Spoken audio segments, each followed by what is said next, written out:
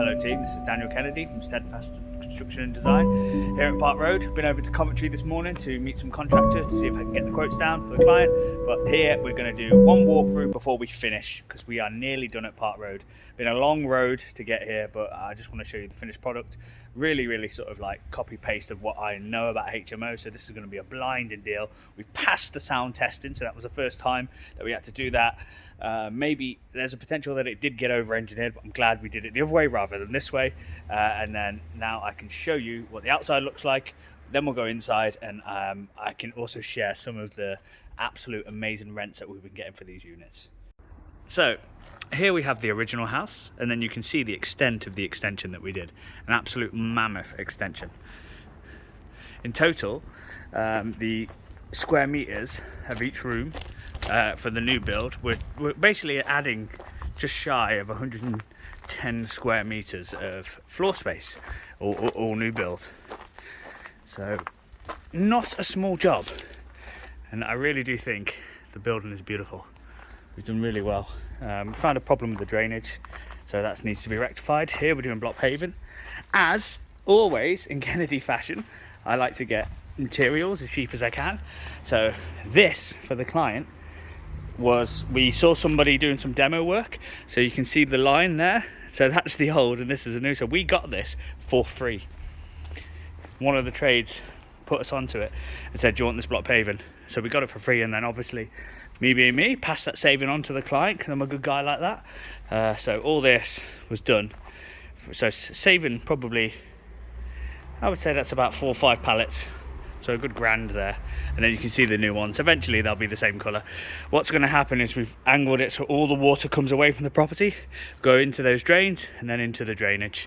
And then let me explain what's happening here. We're going to build a ramp here, a concrete ramp, because this is in really good condition. We didn't think it would be in such good condition. We thought we'd have to tear it all up, but no, that's not what's happened. So we're just going to sweep it all off and make it good. We've taken off all the loose bricks here, and then repointed it to make it level. And then there she is. That's what she's going to look like from the top of Park Road. So you can see we've come out here a little bit. We've come out here. We've used black facade and subfascia. We've got the detailing on the edges. We've got a bit of detailing around here.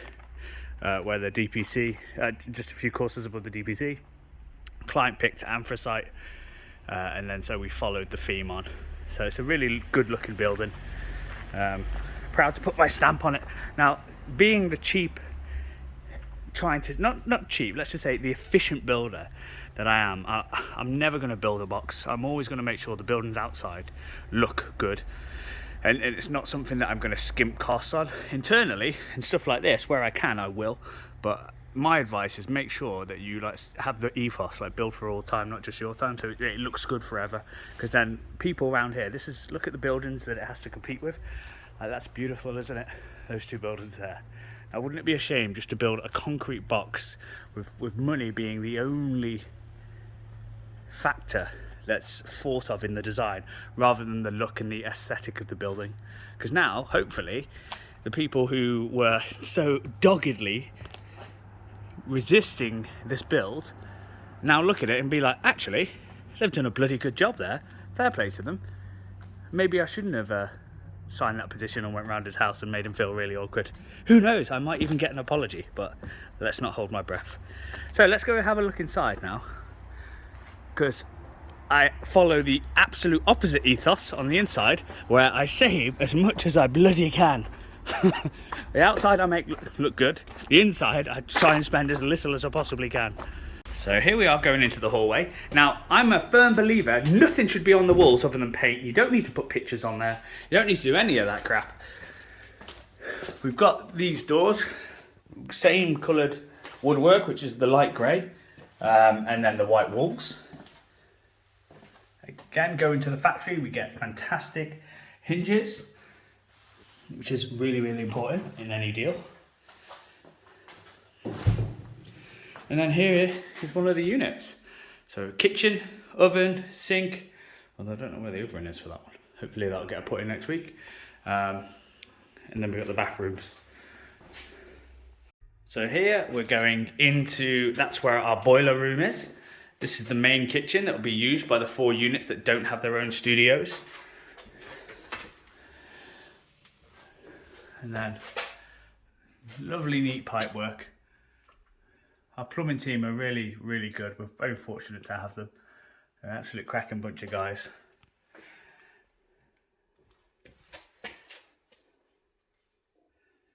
Two tanks, obviously, for redundancy. And then what we also do is we have the immersion heaters. So if ever the boilers go down for any reason, which is highly likely when there are 2 boilers, they'll have a switch here where they can just switch them on.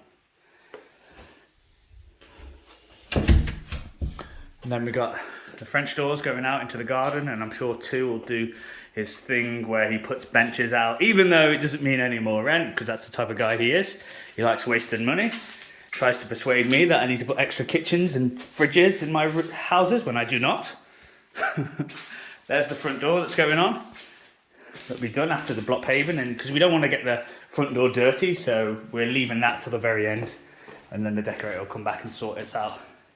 So laminate on the ground floor, nice and robust. This is just a tea station. Oh no, sorry, upstairs is a tea station. This is another studio, quite a big one. Now, I also want to draw your attention to this solid laminate. Now, this is the part where I do invest a little bit of money. The kitchens are cheap, and I make them cheap because I like the style, and I have the view that they're going to get wrecked. But this is strong. This laminate will never blow. And same with this. When it scratches, you don't really tell that it's scratched, so it lasts for a long time. Let's have a look at one of our bathrooms, shall we?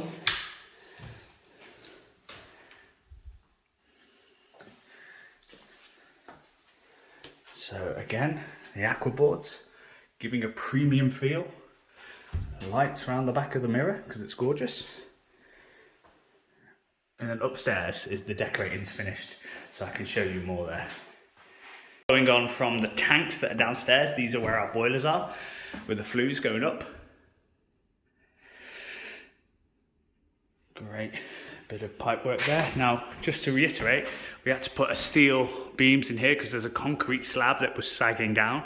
So this is why we had to change the roof design slightly and support this. This is going to be like a co-working space or co-living space for the tenants. Tu will do something, I'm sure. Let's put a TV up there.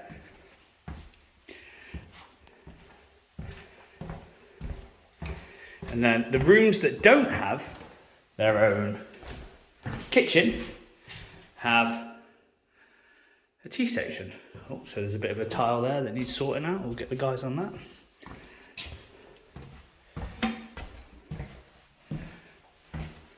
And again, this should have been a studio, but I had to force the job along because they were taking too long to make a bloody decision.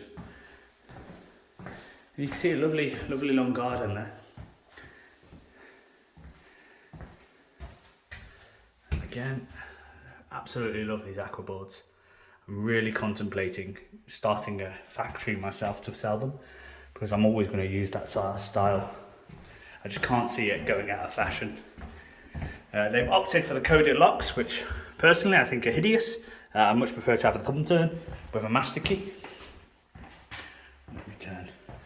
Where we can, we've been using these fantastic radiators because I have too many of them and I can't sell them. So if you're interested, they're for sale for 125 quid. And these great things, they are actually emergency lights themselves. So they have batteries in them. So if the power goes off, they turn on and they become the emergency lights. Now these studios, like this one, has sold for £900, this studio. So Tu will put a fridge there. And then we'll go back and do all the snagging. This studio sold for £900. Absolutely sterling effort.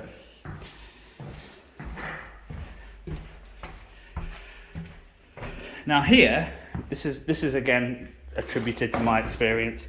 In the past, I would have just taken anything that building regs said as solid. Now we had one inspector come out say the stairs aren't the same rise, so you need to put an additional step. So we've had to put this horrid thing in. We've had then a second from the same company come out saying, this is unsafe, you need to get rid of it. Well, we've said, no, we're keeping it. You were the ones that told us to put it in, because we're not just going to attribute that cost. So it isn't set in stone. There's things that can be negotiated. Now, you're not going to get that unless you're an investor yourself and you do multiple jobs. If you subcontract the building regs out to a builder, they will be getting that experience, and very often they're going to, I'm not saying they all would, but builders are going to do what's more expensive that they can make money on. So this is why I would never subcontract the building regs out, because now on the client's lesson, for example, in Coventry, because I know that things can be negotiated, I've saved them tens of thousands of pounds on knocking a unit down when I knew it could be saved, and now it doesn't have to be built to modern regs and things are negotiable. So just because they say this needs doing doesn't necessarily mean it needs doing. It can be negotiated. And there we have it, team. That is the finish that I do in all of my HMOs. And I'm going back to my other ones with further planning applications to get them in the 10 to 13 range, because this is what I like to do. I think these are really, really good units. They sell well. The tenant turnover is a lot less when they're students. The rent, you get a premium, and you really need to be at the higher end of the market in the HMO world now if you're going to be putting all bills included. Now, I had a question asked about these units. Are you worried if they get single-banded? And my answer to that question is no. They're going to get single-banded. Every HMO is going to get single-banded. I take a view of it's just a matter of when, not if. So having that into account, I want to do the maximum that I possibly can to achieve the most rent. Now, these units are going from 700 to 900. If they have to pay £90 a month for each unit, that's fine. That isn't going to kill this deal. It's still going to generate a great return. Instead of making 50 to 55 grand a year on this building, they'll make 45, 48. It's not the end of the world. Now, plus, there are further ways that you can exploit this. If you get 10 years worth of council tax, if you have the studios, what you could try and do is do a cert of lawful use and try and get the planning use as flats.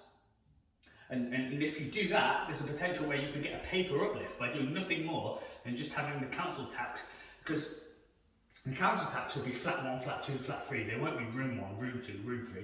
So there's a way that you could negotiate there and circumnavigate the issue of having single-banded and turn it into an advantage, because now you've got 10 years worth of council tax on, say, 10 flats, 11 flats. You could go in and say, this is a sort of lawful use, these are undersized flats. The units go from being valued at 90k, 85k, to being valued at 110k, 120k, because now they're individual units. Now, that is a way to turn a negative into a positive, and that's why I'm getting rid of the ones that I can't self-contain, because they aren't big enough, and going to the ones that I can and self-containing as many as I can, and the ones that are undersized I won't do. But that's where you can be negotiable, flexible, instead of just looking at the situation like I'm a victim, they're being really hard on landlords, how can I turn this into a positive? And that's one way you can turn the HMO stock into a positive. Like obviously you have to be patient. 10 years of paying council tax, you're going to get it all back, because when you get that 10 years and you get that cert of lawful use of flats, your rates come right down. So from a HMO value percentage in terms of interest versus a flat, which has multiple flats in it, so I think they're called MUFBs or something like that. The rates are very different, so you're going to get it back over the long term. So it's just playing a patient game, making sure your units are robust. Now, this has been a really, really difficult deal. We are going to walk away from this deal earning nothing unless we get the additional planning of the 2 units. But it's still a positive where we would have walked away from this deal losing £70,000. So we've been in this for about 4 or 5 years now with the planning, and the lessons we learn from the planning process will lead us on to absolutely much greater things. So again, turning that negative into a positive, which is the property business. You're not going to make that much money when you first start. You're going to make loads of lessons, you're going to fuck up, you're going to lose a lot of money, or potentially not make as much as you thought you would. But as long as you keep chugging on, the lessons that you take from this, like what happened here will never happen again. Like, we will never buy a plot without planning. We will never exchange and complete on a plot without planning. And the way that we go about planning, we've had a 100% success rate now, because we've appealed everything, and that's what we're learning from this deal. So it's not, overall we've become better developers, but this deal in isolation is quite a bad deal for us. Good deal for the client, but bad for us.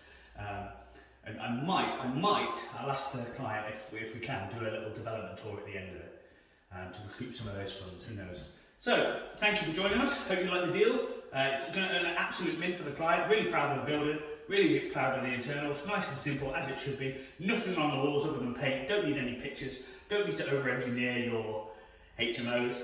It looks good for Instagram, it looks good for all that social validation, but at the end of the day, when you are managing a portfolio of multiple units, you want one paint for your woodwork, one pot of paint for your walls, and that's it. You want an easy life. That is way more important than how many likes you get on Facebook. So, my advice, keep it simple, keep it robust, keep it clean, and you're going to get premium rents. £900 a room.